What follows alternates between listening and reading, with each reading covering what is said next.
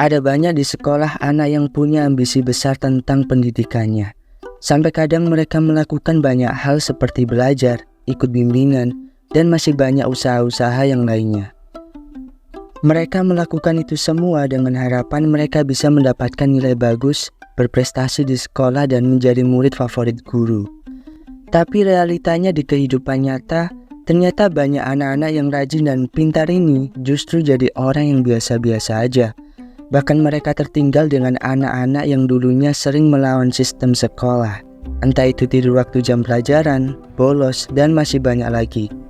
Ini nyata dan pasti di lingkungan kita selalu ada contoh orang yang seperti ini. Ternyata dalam sistem pendidikan itu ada sisi gelap yang gak banyak orang itu sadar, terutama orang tua. Bahkan guru yang mungkin terlalu menggambarkan stereotip bahwa orang sukses itu lahir dari orang-orang yang pintar, yang akademis, dan yang berpendidikan. Tapi kenyataan di kehidupan ternyata berbeda. Sebenarnya kita nggak bisa menggeneralisir keadaan ini, karena faktanya ada juga anak yang dulunya mereka rajin dan pintar bisa jadi orang sukses di kehidupan selanjutnya. Tapi fenomena terbalik di mana anak yang dulunya dianggap bodoh ini ternyata di masa depan bisa jadi orang yang lebih maju dari anak-anak pintar lainnya. Ini adalah fenomena yang menarik. Nah, kira-kira kenapa fenomena ini bisa terjadi? Pas banget, hari ini kita akan mengupas dengan rasional tentang beberapa hal kenapa fenomena ini bisa terjadi. So, tonton videonya sampai habis. Di sekolah, kita itu berada di suatu sistem di mana banyak aturan yang harus kita patuhi. Seperti rambut gak boleh gondrong, baju harus sesuai dan rapi, sepatu hitam, masuk sekolah tepat waktu, dan masih banyak yang lainnya. Nah, karena kita berada di suatu sistem, makanya kita harus mematuhi semua aturan yang ada, terlepas pro kontra dari aturan itu. Kayak misal rambut yang gak boleh panjang, ini yang sering jadi perdebatan dari dulu sampai sekarang. Tapi, ya mau gak mau semuanya harus nurut demi keamanan dirinya. Karena kita tahu bahwa nilai rapot itu bukan hanya berdasarkan pengetahuan, tapi juga tentang mengikuti peraturan di sekolah.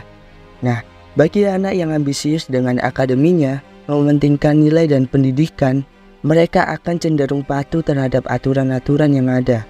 Karena jelas kalau mereka melanggar aturan, ya nilai mereka akan terancam. Nah, ini yang dinamain khayalan juara kelas. Hal ini bisa jadi ilusi bahwa anak yang berambisi jadi siswa berprestasi akan mengikuti semua peraturan yang ada di suatu sistem, yang mana adalah sekolah. Ini yang mungkin jadi penyebabnya. Jadi, anak yang selalu mengikuti aturan, mereka terbentuk menjadi anak yang penurut. Dan akibat jadi anak yang penurut ini, mereka akan cenderung gak akan melakukan kesalahan, sehingga mereka gak akan pernah ngerti caranya problem solving, atau mencari solusi atas kesalahan yang udah dibuat. Mereka selalu hidup aman di bawah aturan, sehingga takut untuk mengambil keputusan yang lebih beresiko. Nah, sehingga ketika mereka lulus dari sekolah, karena sistemnya udah selesai, mereka akan bingung di kehidupan nyata, karena gak ada arah sebagai petunjuk jalan mereka. Karena sedari awal mereka sudah terbentuk menjadi anak yang penurut, sehingga mereka sendiri juga takut buat mengambil suatu keputusan beresiko setelah ada di kehidupan yang nyata. Karena seperti yang kita tahu, banyak orang bilang di dunia nyata itu lebih jahat. Aspek keberhasilan seseorang di dunia nyata itu sangat kompleks, bukan hanya ditentukan oleh nilai yang bagus, pendidikan yang tinggi, tapi juga banyak aspek lainnya yang bahkan lebih penting, seperti mungkin skill yang tinggi, manner yang bagus, ngerti sopan santun di dunia kerja, dan banyak yang lainnya. Hal ini jadi penyebab fenomena terbalik tadi, di mana anak yang dulunya dianggap biasa-biasa aja, malah lebih bisa menguasai keadaan setelah mereka lulus. Biasa-biasa aja di sini tentunya punya arti ya, entah itu mereka lebih suka hal lain daripada pelajaran di sekolah, atau punya skill lain di luar sekolah, atau anak-anak yang kreatif mungkin. Karena bisa jadi anak kreatif ini nggak dapat nilai tinggi di sekolah, tapi at least mereka punya skill untuk menunjang dirinya di kehidupan nyata. Daripada anak yang dapat nilai tinggi di sekolah, tapi di dunia nyata mereka nggak punya skill apa-apa. Anak yang kreatif dan biasa aja mungkin nggak pinter menghafal, tapi bisa lebih pintar buat mengambil keputusan.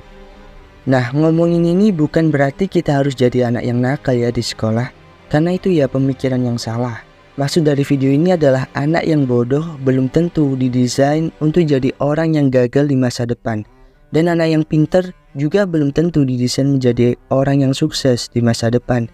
Karena di dunia nyata keberhasilan seseorang itu nggak ditentukan dari kepatuhan dan kecerdasan, tapi banyak aspek lain yang nggak diajarin di sekolah. Alice Boyes, PhD, salah satu peneliti di Harvard pernah bilang kalau ada 5 alasan kenapa orang pintar di sekolah belum tentu bisa berhasil. Pertama, orang yang pintar di sekolah kadang sering mengabaikan skill yang sebenarnya penting daripada kecerdasan intelektualitas. Misal nih, kalian punya nggak sih temen yang pintar tapi skill sosialisasinya tuh nol gitu. Padahal di kehidupan nyata tuh mau nggak mau karena kita menghadapi kerasnya dunia lah istilahnya. Punya skill berinteraksi sosial dengan orang lain itu penting banget. Selain menambah relasi, pasti juga ada banyak kesempatan yang bisa kita ambil dari sana.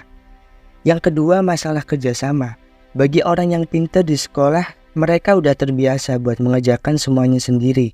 Nah, sedangkan di dunia kerja, akan selalu ada yang namanya teamwork, apapun bentuknya.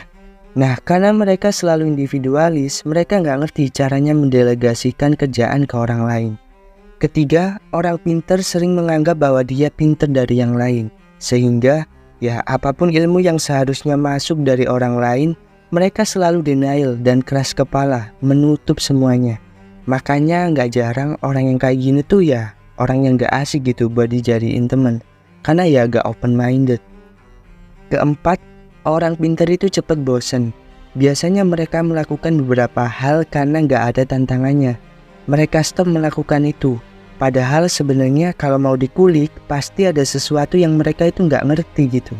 Ya ini masih ada hubungannya sama poin ketiga kalau mereka tuh merasa dirinya pintar. Kelima, orang pintar itu kebanyakan mikir. Sebenarnya mikir itu nggak ada yang salah, tapi ada yang lebih penting daripada mikir, yaitu action. Mikir doang tanpa gerak juga nggak ada artinya. Nah, semua hal yang udah aku sebutin tadi itu bukan berarti mengeneralisir semua orang pintar kayak gitu ya. Karena di penelitian tersebut juga nggak mengeneralisir orang pintar itu juga kayak gitu juga. Tapi itu adalah beberapa poin yang menggambarkan faktor-faktor kenapa sih orang pintar itu bisa gagal di dunia nyata. Pas sekolah, kita pasti nggak sadar kalau ternyata di sistem sekolah itu banyak kekurangannya. Kita nggak ngerasa ada kekurangan karena dari awal pun kita nggak diajarin buat berpikir kritis. Kita lebih diajarin buat menghafal sesuatu yang belum tentu itu diperlukan di kehidupan nyata.